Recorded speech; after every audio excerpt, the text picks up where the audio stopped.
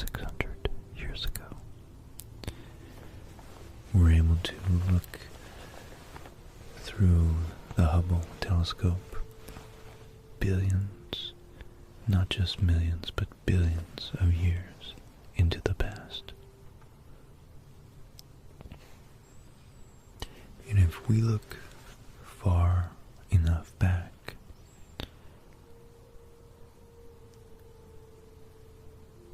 we can actually detect the cosmic microwave background. After the Big Bang, the universe was unimaginably hot. So hot that protons, individual protons and neutrons that make up the nuclei of atoms, hadn't even cooled and coalesced.